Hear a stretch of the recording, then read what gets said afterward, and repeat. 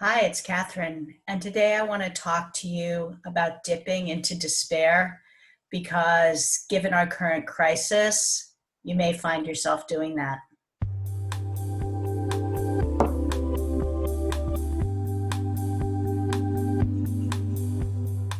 Hi, this is Catherine Morgan from Point A to Point B Transitions, and today I want to talk to you about dipping into despair. This is just between us. And between us, I know that from time to time, you are likely to dip into despair given everything that's going on with the world right now. I've had several people reach out to me and say, you know what? I totally lost it yesterday, right in the middle of the grocery store aisle. I just started sobbing and I couldn't stop.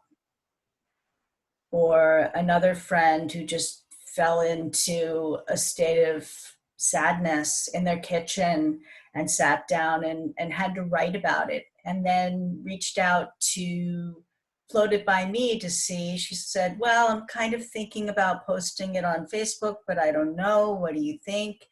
And I urged her to post it because I knew that somebody else needed to read it, besides the fact that she needed the catharsis of posting it. Somebody else needed to read it, and she got beautiful feedback and thank yous from people who told her that she had voiced things that they were feeling. And there was sort of a group, it's okay. We're all going through this. Another friend of mine, that's what he keeps coming back to is, we're all going through this. And yeah, sometimes I feel sad, but so is everybody. The whole world's going through this right now. I like the way Rob Bell talks about despair. He says, despair is a spiritual disease, believing that tomorrow will simply be a repeat of today. Now, for a lot of us, those of us who aren't on the front lines or aren't on essential businesses or aren't ensuring that our supply chain is connected and working and delivering us food, we got a lot of time. And it's actually quite likely that tomorrow will look a lot like today because we ain't leaving our houses much. So we might dip into despair. Actually, we were joking about that on a conference call that I had with a bunch of business friends, just an informal. We usually meet for cocktails, and instead we had to meet for Zoom because, hey, self-isolation.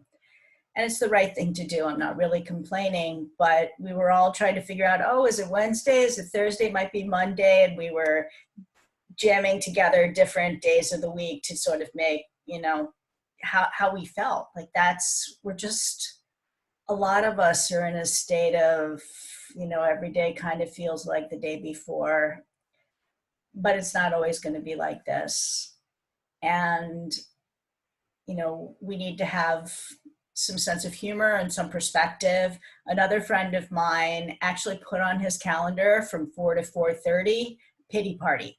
Every day of the week, pity party from 4 to 4:30. And that's the time he lets himself sink in and make fun of himself or cry or scream or, do whatever he needs to do to work it out. But that's his pity party from 4 to 4:30.